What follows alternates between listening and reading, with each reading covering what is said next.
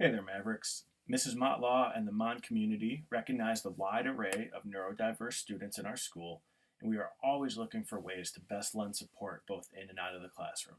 With that in mind, I've been asked to give a short presentation on the benefits of physical activity on neurodiverse students. Some of the topics I'll cover include how movement affects the brain, what we do as a community to support neurodiverse students in PE and athletics, and what you can do outside of school to further support your student. Just a quick bit about myself for those of you who I haven't met yet. My name is Craig Pinson, and I'm the athletic director and PE teacher here at Mon. This is my first year as a Maverick, but I do have over 11 years of experience as a teacher, coach, and athletic leader. I've been fortunate enough to work with students of all ages and backgrounds all across the country, so I've seen firsthand the positive impact exercise has on the entire student. Before we dive into neurodiversity, let's first take a broader look at exercise in general. We all know how physical activity benefits the body, but exercise also plays a huge role in improving brain function and mental health. After exercise, you experience boosts from neurotransmitters like dopamine, serotonin, and endorphins. Movement enhances brain plasticity, executive function, and emotional regulation.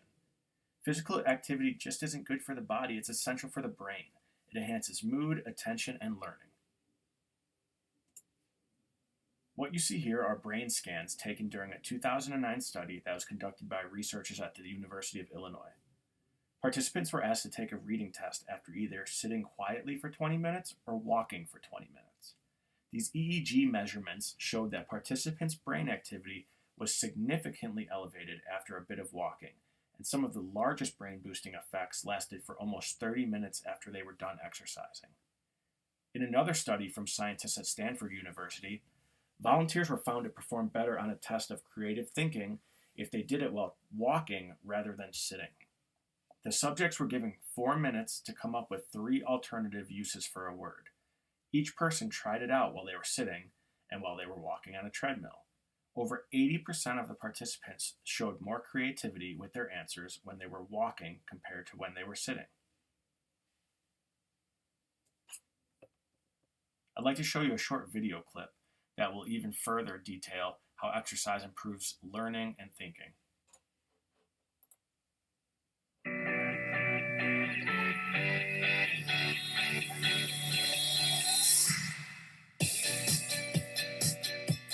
When you exercise, you can feel what's happening in your body. Your heart beats faster, you breathe more quickly, you get hot and sweaty. You probably know that exercise that makes your heart and lungs work harder keeps your body healthy. But do you know that when you exercise, it can make your brain more healthy too? This is what a team of brain scientists at Oxford University have been researching. They tested thousands of pupils in Year 8 to see whether moving more, especially during school PE, helped with learning and thinking skills and mental health. Pupils took lots of assessments, and some had their brains scanned. More and more studies are showing that getting and staying active is linked with stronger memory, sharper thinking, and better learning. It can also help protect you from feeling low. Here is what happens in your brain during exercise. When your body works hard, your heart pumps blood carrying more oxygen and more nutrients into the brain, feeding billions of tiny cells called neurons. These send signals to each other and to the nerves and muscles in your body, so your brain and body can communicate. With more brain nourishment from exercise, you create new neurons and strengthen the connections between them. Especially in areas that look after your memory and attention, called the hippocampus and prefrontal cortex. And of course, good memory and better attention can come in handy in school. Young people should aim to be active for an hour a day, but exercise can feel hard, especially if you're out of the habit. The good news is that even a bit more activity can make a big difference to your body and brain health. So in school, or in your free time, how will you get more active today?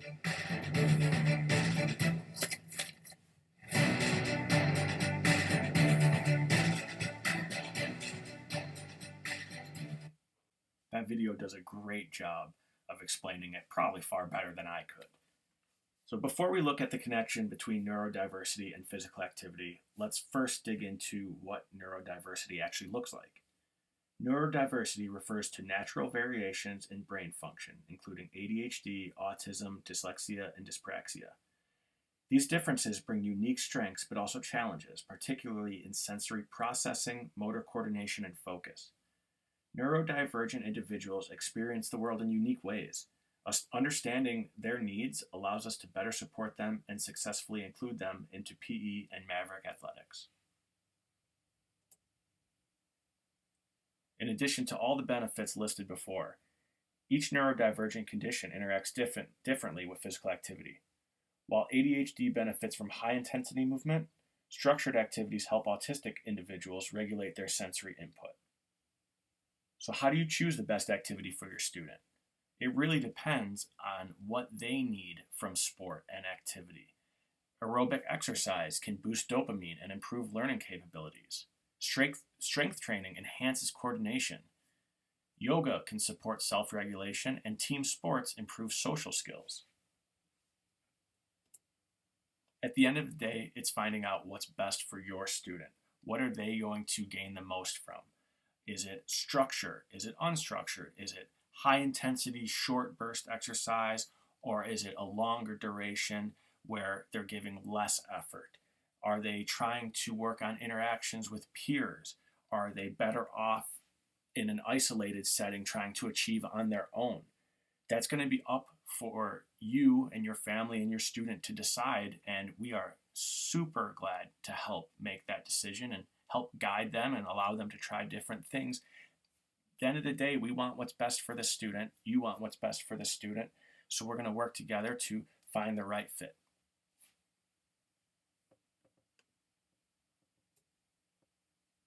Obviously, there's going to be some challenges and barriers that can be overcome in terms of activity and neurodiverse students. A big one for us is sensory sensitivities. Our gym is small. You have seen it. It is small and it gets loud. So overcoming that, and I'll actually in the next slide go over some ways that we help students overcome that. There could be motor coordination difficulties and also social and emotional barriers. As I mentioned in the last slide, we do utilize some tools to help overcome the environment. One of them is allowing students the use of headphones, which will dampen the sound. Sometimes I think I should be using them too in our small gym. We also allow flexible participation options. If a student needs to take a break, we let that happen. There's no questions asked, whether it's because they're sensory overload, whether it's because they're not excelling at the activity, maybe they're upset with another student. We give them the time in the room that's connected to the gym to relax and decompress. After a few minutes, when they feel like they're ready to come back in, we gladly allow them back in and we pick up where we left off. If it needs to escalate further, where they need to talk to somebody, we offer that as well. We are trying to introduce students to the benefits of activity and exercise and sport. And we don't want to overwhelm them and turn it into a negative experience right away by being super strict about participation. We want them to be comfortable. We want them to take the time that they need in order to be comfortable. Maverick Athletics and our community as a whole is all about self-growth and development. We want each student to try to be better than they were the day before. Sure, it's great if you're at the top of the leaderboard or you're the winner of a race or you can do 30 push-ups, but we want to take the student that can do 3 push-ups and work for a month and then they could do 6. That's the kind of athlete that we're looking for. That's the type of student and mission that we're about because we want to see that progression. We want to show the students that if they put in the work, they can get better and how to set goals and be better each day. Maverick Athletics promotes social skills and team building. This is the first year of Maverick Athletics. Some of our students have never been in a team sport before, or any sport for that matter.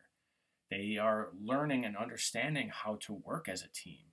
This may, especially in a Montessori environment, this may be the first opportunity that they really get to function as a team. A lot of our classroom work is done as an individual, which is great, but we need to also learn how to work as a group, how to achieve common goals together, and Maverick Athletics helps provide that. Going back to a previous slide, unstructured versus structured, team sport versus solo activity.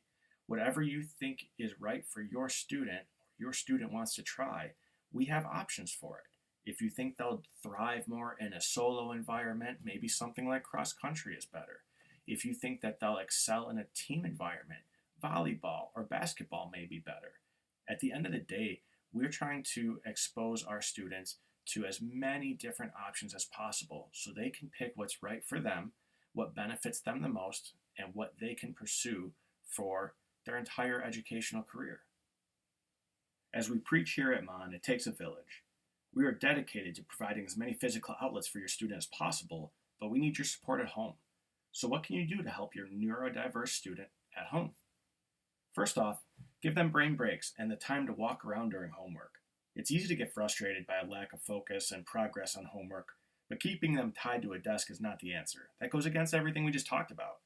Allow them to get the benefits of movement and exercise by having them move around if the work gets stalled. Secondly, try to incorporate exercise into a daily routine.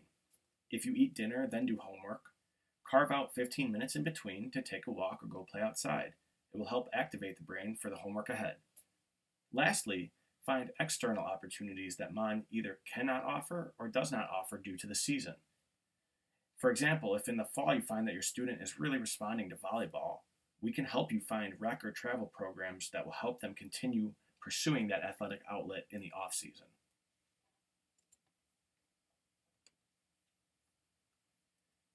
These aren't just some pie-in-the-sky ideas. Every day there are real-life success stories of students who use exercise and sport to overcome hurdles in their lives.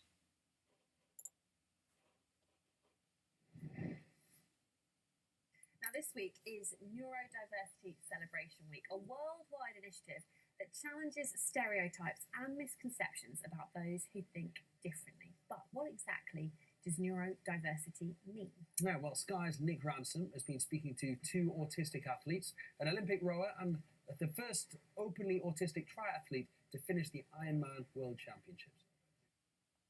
Conversation about neurodiversity is growing, but in professional sport, awareness is low. But what is neurodiversity? 1 in 5 people are neurodivergent, meaning they have a difference in brain function. This 1 in 5 may be autistic, dyslexic, dyspraxic, or have ADHD, or another form of neurodiversity. I've come to Oxfordshire to meet Cara McMurtry, a former Olympic rower. She was diagnosed as autistic just 4 years ago, before she competed in Tokyo. Quite early on, I was misdiagnosed of having bipolar disorder.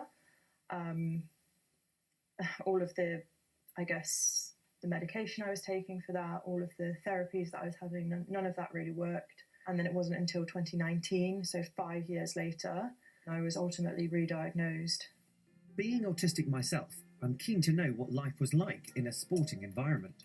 Started doing well and medaling at World Cups, went to the World Championships. And I really was doing it my way because that's the way I'd learned how to do it, but that was really, really working. And I think if coaches had said, oh, wow, what this athlete does, it really works. Like, how can we incorporate that into our system rather than being like, okay, you've got here, let's completely change it because this is the way we do it. We just do it this way and that's it. I think if there was a more person-centered approach, slightly more flexibility, curiosity, open-mindedness, that could have made a massive difference. Since retiring, she has set up an organisation called Neurodiverse Sport. It was in response to the fact that there was nothing in the space. It baffles me that neurodiversity, the fact that every single person has differing neurology and behaviour traits, is something that is still stigmatised in sport. In London, I'm visiting triathlete Sam. He was diagnosed as autistic aged 3. On the track, he tells me about the benefits of regular competition. Self-esteem takes my anxiety away, makes me feel more relaxed.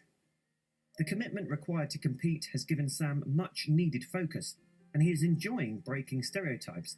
Becoming the first I'm a autistic, it's like, sometimes I'm like, wow, I'm the only one with autism, a child with autism. Normally racist, I'm normally the only autistic black skin in triathlon.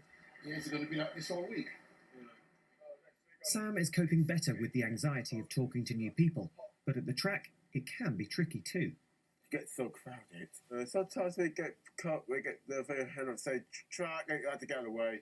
Oh, that's the problem. Just becomes too overwhelming. Yeah, overwhelming. At home, Sam's dad and coach Tony tells me that when he's competing, hyperfocus takes over.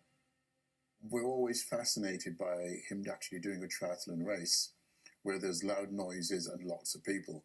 And I think that's because he's so focused on the race at the time that he forgets what else is going on around him. It's clear Sam's happiest when he's in action, and he's hoping to become professional over the next year. Sam has one message for autistic people wanting to be involved in sport. I tell them not to get for disability, not stop them from taking part in sport, but just go for it. Cara and Sam's experiences offer a glimpse into the world of neurodivergence. However, like many other athletes, they will wonder when thinking differently will be universally accepted. Nick Ransom, Sky Sports.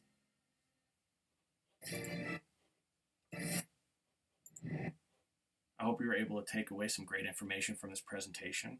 Of course, we're not going to be able to cover every student and every situation and every topic in just 20 minutes. So if you want to have further discussion, if you need some guidance, always feel free to reach out. That's my email and phone number. And of course, you can always stop by and say hi during our athletic events. Thanks for watching, and I hope you have a great rest of the day and a great rest of the school year.